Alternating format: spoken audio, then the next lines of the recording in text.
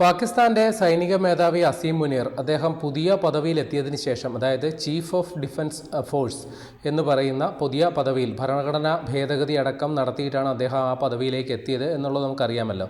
അപ്പോൾ അതിനുശേഷം അദ്ദേഹം ഇപ്പോൾ ലോക പര്യടനത്തിലാണ്. പല രാജ്യങ്ങളിൽ അദ്ദേഹം കറങ്ങി നടക്കുന്നുണ്ട് പുതിയ പദവിയുടെ തലക്കനവുമായിട്ട്.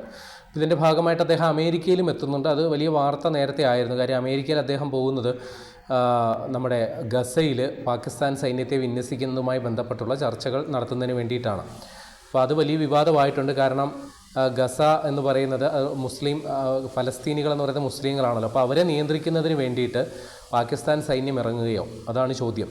അപ്പോൾ ഇതിനൊക്കെ വലിയ പ്രതിസന്ധി നേരിടുന്ന ഘട്ടത്തിലാണ് അസീം മുനീർ അമേരിക്കയിലോട്ട് ചെല്ലാൻ പോകുന്നത്. അപ്പോൾ അതിൻ്റെ ഭാഗമായിട്ട് അദ്ദേഹം പല രാജ്യങ്ങളിൽ കറങ്ങുന്ന കൂട്ടത്തിൽ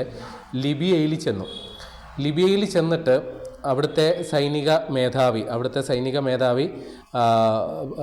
സദാം ഖലീഫ ഹഫ്താർ, ഡെപ്യൂട്ടി കമാൻഡർ ഇൻ ചീഫ് എന്നാണ് അദ്ദേഹത്തിൻ്റെ പദവിയുടെ പേര് ലിബിയയിൽ. അപ്പോൾ അദ്ദേഹവുമായിട്ട് കൂടിക്കാഴ്ച നടത്തുന്നു. പാകിസ്ഥാന് ലിബിയ സഹകരണം സംബന്ധിച്ച് വലിയ കരാറുകളൊക്കെ ഒപ്പിടുന്നു. $4 ബില്യൺ ആയുധ കരാറാണ് പാകിസ്ഥാനുമായിട്ട് ലിബിയ ഒപ്പിട്ടിരിക്കുന്നത്. പാകിസ്ഥാനിൽ നിന്ന് $4 ബില്യൺ ആയുധങ്ങൾ ലിബിയ വാങ്ങും എന്നുള്ളതാണ് കരാർ. അപ്പോൾ ഇങ്ങനെ കരാർ ഉറപ്പിക്കാനായിട്ട് പാകിസ്ഥാനെ സഹായിച്ചത് നമ്മുടെ അസീം മുനീറിൻ്റെ ഒരു 1.5 തള്ളാണ്. കാരണം അദ്ദേഹം അവിടെ ചെന്നിട്ട് പ്രസംഗിച്ചത് ഈ ഇന്ത്യയുമായിട്ടുള്ള യുദ്ധമുണ്ടായിരുന്നല്ലോ, ഓപ്പറേഷൻ സിന്ദൂർ. ആ സമയത്ത് ഇന്ത്യക്കെതിരെ പാകിസ്ഥാൻ ഉപയോഗിച്ചത് 90% തദ്ദേശീയമായിട്ടുള്ള സാങ്കേതിക വിദ്യയാണ് എന്നുള്ളതാണ് അദ്ദേഹം അവകാശപ്പെട്ടത്. കൂടാതെ കുറേ വിമാനങ്ങളുടെ ലിസ്റ്റും പുള്ളി നിരത്തിയിട്ടുണ്ട്. റഫേൽ വിമാനങ്ങൾ, മിറാഷ് 2000, സുഖോയ് 30, MiG-29, ഇത്രയും വിമാനങ്ങൾ. കൂടാതെ അത്രയും വിമാനങ്ങൾ എടുത്തപ്പോൾ ബോണസായിട്ട് ഇന്ത്യയുടെ S-400 അതും കൂടി പാകിസ്ഥാൻ തകർത്തു. അപ്പോൾ ഇതൊക്കെ തകർക്കാനായിട്ട് പാകിസ്ഥാൻ ഉപയോഗിച്ചത് അവരുടെ സ്വന്തം സാങ്കേതിക വിദ്യയാണ് എന്നാണ് അസീം മുനീർ അവകാശപ്പെട്ടത്. ലിബിയ ആവശ്യപ്പെട്ടാൽ, ഇപ്പോൾ അവിടുത്തെ ഡെപ്യൂട്ടി കമാൻഡൻറ്റുമായിട്ടുള്ള ചർച്ചയിൽ, സദാം ഖലീഫ ഹഫ്താറുമായിട്ടുള്ള ചർച്ചയിൽ ലിബിയ എപ്പോഴും ആവശ്യപ്പെടുന്ന അപ്പോൾ ഈ വിദ്യകളെല്ലാം ലിബിയയ്ക്ക് നൽകാമെന്നുള്ളതാണ് അസീം മുനീർ ആ ചർച്ചയിൽ അവർക്ക് കൊടുത്തിരിക്കുന്ന വാഗ്ദാനം. ഇനി നമ്മൾ ഈ പാകിസ്ഥാൻ ഈ പറയുന്നതിൽ അവകാശവാദത്തിൽ എന്തെങ്കിലും കഴമ്പുണ്ടോ, ഏത് തരത്തിലാണ് അവർ അവരുടെ സാങ്കേതിക വിദ്യ ഉപയോഗിച്ചത്? അതിൻ്റെ ഇടയിൽ മറ്റൊരു വാർത്തയും വന്നിരുന്നു. അസീം മുനീർ കഴിഞ്ഞ ദിവസം അവിടെ പ്രസംഗിച്ചതിനിടയിൽ ഇന്ത്യയുമായിട്ടുള്ള സംഘർഷത്തിനിടയിൽ ദൈവികമായ ഇടപെടൽ ഉണ്ടായതായി കരുതുന്നു. അത് എനിക്ക് അനുഭവപ്പെട്ടു. സത്യമാണ്, ദൈവം സഹായിച്ചില്ലായിരുന്നെങ്കിൽ അസീം മുനീർ ഇപ്പോൾ ജീവിച്ചിരിപ്പില്ലായിരുന്നു. ദൈവികമായ ഇടപെടൽ തന്നെയാണ് ഉണ്ടായിട്ടുണ്ടാകുക. കാരണം ഇന്ത്യ ഓപ്പറേഷൻ സിന്ദൂറിൻ്റെ ആക്രമിച്ച സമയത്ത് അസീം മുനീർ അവിടെ ഉണ്ടായിരുന്നില്ല. പുള്ളി ഏതോ വിദേശ രാജ്യത്തേക്ക് കടന്നു കളഞ്ഞു പ്രാണരക്ഷാർത്ഥം. പിന്നീട് അറിഞ്ഞത് അദ്ദേഹം ഏതോ ബങ്കറിലായിരുന്നു എന്ന തരത്തിലുള്ള വാർത്തകളൊക്കെ വന്നിരുന്നു. സ്ഥിരീകരിക്കപ്പെട്ടില്ല, ചില രഹസ്യാന്വേഷണ വിവരങ്ങളെ ഉദ്ധരിച്ചു വന്ന വാർത്തകളാണ്. അപ്പോൾ ഇതിൻ്റെ വസ്തുത നമുക്കറിയില്ല. കൂടാതെ ഇന്ത്യ വലിയ രീതിയിൽ അവിടെ ബ്രഹ്മോസ് മിസൈലുകൾ അടക്കം ഉപയോഗിച്ച് വലിയ ആക്രമണം നടത്തിയപ്പോൾ ഇന്ത്യയെ അനുനയിപ്പിക്കണം എന്നാവശ്യപ്പെട്ട് വിവിധ ഗൾഫ് രാജ്യങ്ങൾ, സൗദി അടക്കമുള്ള ഇന്ത്യയുമായിട്ട് സൗഹൃദത്തിലുള്ള വിവിധ മുസ്ലിം ഗൾഫ് രാജ്യങ്ങളോട് വിളിച്ചഭ്യർത്ഥിച്ചത് പാകിസ്ഥാനാണ്. ഷഹ്ബാസ് ഷെരീഫ് പ്രധാനമന്ത്രി, അദ്ദേഹം അത് അക്കാര്യം തുറന്ന് സമ്മതിക്കുകയും ചെയ്തതാണ്. മധ്യസ്ഥ ശ്രമത്തിന് പാകിസ്ഥാനാണ് ശ്രമിച്ചത്.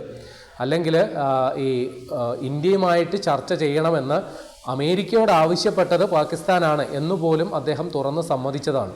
അപ്പോൾ എങ്ങനെയാണ് പാകിസ്ഥാൻ്റെ ഈ 90% വരുന്ന സാങ്കേതിക വിദ്യ ഇന്ത്യക്കെതിരെ ഫലപ്രദമായി ഉപയോഗിച്ചത് എന്നുള്ള കാര്യത്തിൽ ഇനിയും വ്യക്തതയില്ല. പാകിസ്ഥാൻ നിരന്തരം അവകാശപ്പെടുന്നത് ഓപ്പറേഷൻ സിന്ദൂറിൽ ഇന്ത്യക്ക് കാര്യമായ നേട്ടമൊന്നും ഉണ്ടായില്ല, സൈനിക വിജയം തങ്ങൾക്കാണ്. അവർ നിരവധിയായ യുദ്ധവിമാനങ്ങളുടെ ലിസ്റ്റ് സഹിതം പ്രസിദ്ധീകരിച്ചുകൊണ്ടാണ് അവകാശവാദം ബലപ്പെടുത്തുന്നത്. പക്ഷേ ഇന്ത്യ ഇക്കാര്യത്തിൽ ഇതുവരെ ഔദ്യോഗികമായിട്ട് ഇന്ത്യയുടെ റഫേൽ വിമാനങ്ങൾ തകർന്നതായിട്ടോ S-400 തകർന്നതായിട്ടോ ഔദ്യോഗികമായിട്ട് സ്ഥിരീകരിച്ചിട്ടില്ല. പാകിസ്ഥാൻ അങ്ങനെ അവകാശവാദം ഉണ്ടെങ്കിൽ അക്കാര്യം തെളിയിക്കാനായിട്ട് അവർക്ക് തെളിവുകൾ പുറത്തുവിടാമല്ലോ. പക്ഷേ ഇതുവരെ ഒരു തെളിവുകളും ഇതാണ് ആ രേഖ എന്ന് വിയറ്റ്നാം കോളനിയിൽ ശങ്കരാടി പറയുന്ന ആ ഒരു കൈരേഖയ്ക്കപ്പുറം യാതൊരു രേഖയും പാകിസ്ഥാൻ്റെ കൈവശമില്ല എന്നുള്ളതാണ് വാസ്തവം. ഇനി അസീം മുനീറിനെ സംബന്ധിച്ച് വ്യക്തിപരമായി സന്തോഷിക്കാൻ മറ്റൊരു കാര്യം കൂടി ഉണ്ടായിട്ടുണ്ട്. അദ്ദേഹം ഈ ലോക പര്യടന കൂട്ടത്തിൽ സൗദി അറേബ്യയിലും ചെന്നു. സൗദി അറേബ്യയിൽ ചെന്നപ്പോൾ അദ്ദേഹം വന്ന സ്ഥിതിക്ക് വെറും കൈയോടെ മടക്കി അയക്കുന്നത് എങ്ങനെയെന്ന് കരുതി സൗദി ഭരണാധികാരി ആ രാജ്യത്തെ പരമോന്നത ബഹുമതി കിങ് അബ്ദുൽ അസീസ് മെഡൽ ഇദ്ദേഹത്തിന് കൈമാറിയിട്ടുണ്ട്, ഇദ്ദേഹത്തിന് സമ്മാനിച്ചിട്ടുണ്ട്. അപ്പോൾ ഇത് അസാധാരണ സംഗതിയാണ്. കാര്യം ഒരു ഇത്തരത്തിലുള്ള പദവികൾ, പരമോന്നത ബഹുമതികളടക്കം ഏതെങ്കിലും ഒരു രാജ്യത്തെ സൈനിക മേധാവിക്കൊക്കെ കൊടുക്കുക എന്നൊക്കെ പറഞ്ഞു കഴിഞ്ഞാൽ അത് അചിന്തനീയമായ കാര്യമാണ്. സാധാരണഗതിയിൽ ആ രാജ്യത്തിൻ്റെ പ്രതിനിധിയായിട്ട് വരുന്ന പ്രധാനമന്ത്രിക്കോ രാഷ്ട്രപതിക്കോ ഒക്കെ കൊടുക്കുന്നത് മനസ്സിലാക്കാം. പക്ഷേ അവിടുത്തെ സൈനിക മേധാവിക്ക് കൊടുക്കുക എന്ന് പറഞ്ഞു കഴിഞ്ഞാൽ ലോകരാജ്യങ്ങൾ കൂടി അംഗീകരിക്കുന്നു. പാകിസ്ഥാൻ്റെ യഥാർത്ഥ സുപ്രീം പവർ എന്ന് പറയുന്നത് അവിടുത്തെ പ്രധാനമന്ത്രിയല്ല, അവിടുത്തെ സൈനിക മേധാവിയാണ് എന്നുള്ളത് കൂടി പരോക്ഷ സമ്മതം കൂടിയാണ് ഇത് എന്ന് മനസ്സിലാക്കണം. പക്ഷേ അസീം മുനീറിനെ സംബന്ധിച്ച് അത്തരത്തിലൊരു അവാർഡ് കിട്ടിയതിൻ്റെ അഹങ്കാരമൊന്നും അദ്ദേഹത്തിനില്ല. അദ്ദേഹം ഇപ്പോഴും ഞെളിഞ്ഞ് നടക്കുന്നുണ്ട്, വലിയ പട്ടാള മേധാവിയാണ് എന്ന തരത്തിൽ. പക്ഷേ ഷഹ്ബാസ് ഷെരീഫിൻ്റെ വലം കൈയായ അല്ലെങ്കിൽ ഷഹ്ബാസ് ഷെരീഫിൻ്റെ പ്രതിരോധ മന്ത്രിയായ ഖ്വാജ ആസിഫ് പോലും ഒരു വിദേശ മാധ്യമത്തിൻ്റെ അഭിമുഖത്തിന് മുമ്പിൽ നിന്ന് ചൂളിപ്പോകുന്നുണ്ടായിരുന്നു. കാരണം അസീം മുനീറിനും പ്രതിരോധ മന്ത്രി ഖ്വാജ ആസിഫിനും തമ്മിൽ ഒരു അഭിപ്രായ വ്യത്യാസം, ഒരു കാര്യം തീരുമാനിക്കുന്നതിൽ ഒരഭിപ്രായ വ്യത്യാസം ഉണ്ടായെന്നിരിക്കട്ടെ, ആരുടെ വാദമായിരിക്കും അവിടെ നടപ്പിലാക്കപ്പെടുക എന്ന് അവതാരകൻ ചോദിക്കുമ്പോൾ അദ്ദേഹത്തിന് ഉത്തരമുണ്ടായിരുന്നില്ല. അപ്പോൾ അവിടെ പട്ടാള മേധാവിയാണോ ഏറ്റവും വലിയ അധികാര കേന്ദ്രം എന്ന് ചോദിക്കുമ്പോഴും അദ്ദേഹത്തിന് കാര്യമായ ഒരു മറുപടിയും ഒരു വിശദീകരണവും നൽകാൻ സാധിക്കുന്നില്ല. അപ്പോൾ ഇത് പാകിസ്ഥാൻ്റെ ഒരു യഥാർത്ഥ വസ്തുതയാണ്. കാലാകാലങ്ങളായി അവിടെ വന്ന പ്രധാനമന്ത്രിമാർക്ക് ആർക്കും അവരുടെ ഭരണകാലാവധി പൂർത്തിയാക്കാൻ സാധിച്ചിട്ടില്ല. ഇപ്പോൾ നിലവിലുള്ള ഷഹ്ബാസ് ഷെരീഫിന് ഒരുപക്ഷെ സാധിച്ചേക്കും. കാരണം അദ്ദേഹം അസീം മുനീറിന് വേണ്ട എല്ലാവിധ സുഖ സൗകര്യങ്ങളും പദവികളും അദ്ദേഹത്തിനാൽ കഴിയുന്ന വിധം നൽകുന്നുണ്ട്. അപ്പോൾ അസീം മുനീർ ഇവിടെ തൃപ്തനാണ്. അസീം മുനീറിന് അതൃപ്തി ഏതെങ്കിലും തരത്തിൽ ഷഹ്ബാസ് ഷെരീഫ് നീങ്ങുകയാണെങ്കിൽ നാളെ മുതൽ ഷഹ്ബാസ് ഷെരീഫിൻ്റെ കസേരയിൽ അസീം മുനീർ ഉണ്ടാകും എന്നുള്ളതാണ് നമ്മൾ മനസ്സിലാക്കി വെക്കേണ്ടത്. അപ്പോൾ ഇനി ഈ പാകിസ്ഥാൻ സേന നേരത്തെ തന്നെ ഇന്ത്യക്കെതിരെ വലിയ ആക്രോശങ്ങൾ ഉന്നയിച്ചതാണ്. ഇപ്പോൾ അതുമായി ബന്ധപ്പെട്ടൊരു കാര്യങ്ങൾ കൂടി പറഞ്ഞ് നമുക്ക് അവസാനിപ്പിക്കാം. ഇപ്പോൾ ബംഗ്ലാദേശിൽ വലിയ പ്രശ്നങ്ങൾ നടക്കുകയാണല്ലോ. ഇപ്പോൾ അവിടെ പാകിസ്ഥാൻ ഭരിക്കുന്ന പാകിസ്ഥാൻ മുസ്ലിം ലീഗ്, അതിൻ്റെ യുവജന നേതാവ്, അയാളുടെ പേര് കമ്രാൻ സയ്യിദ് ഉസ്മാനി എന്നാണ്.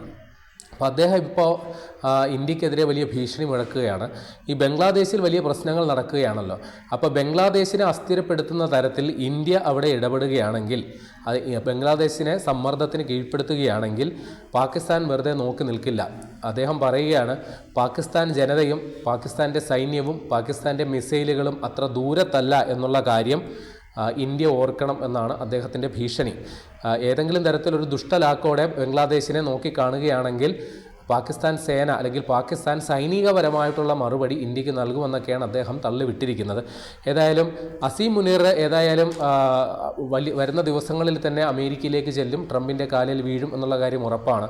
കാരണം ഈ ഗസയിലേക്ക് പാകിസ്ഥാൻ സേനയെ അയക്കുക എന്ന് പറഞ്ഞു കഴിഞ്ഞാൽ അത് അസീം മുനീറിൻ്റെ പ്രഖ്യാപിത നിലപാടുകൾക്ക്, പ്രഖ്യാപിത ആദർശങ്ങൾക്ക് വിരുദ്ധമാണ്. ഈ ജിഹാദിനെ അടക്കം തുറന്നു പിന്തുണയ്ക്കുന്നയാളാണ് അസീം മുനീർ. അങ്ങനെയുള്ള അസീം മുനീർ നയിക്കുന്ന സേന അവിടെ പോയി ഇസ്രയേലിന് വേണ്ടിയിട്ട് അല്ലെങ്കിൽ അമേരിക്കയ്ക്ക് വേണ്ടിയിട്ട് പലസ്തീനികളെ നിലയ്ക്ക് നിർത്താൻ ശ്രമിക്കുക എന്ന് പറഞ്ഞു കഴിഞ്ഞാൽ അത് പാകിസ്ഥാനിനുള്ളിൽ വിശദീകരിക്കാൻ ഒരു പക്ഷേ അസീം മുനീറിന് സാധിച്ചെന്നും വരില്ല. അപ്പോൾ അതിനിടയിലാണ് അദ്ദേഹം ഈ ലിബിയയിൽ പോയി ഇജാദി തള്ളും തള്ളി സൗദിയിൽ പോയി അവിടുത്തെ പരമോന്നത ബഹുമതിയും ഏറ്റുവാങ്ങിയത്.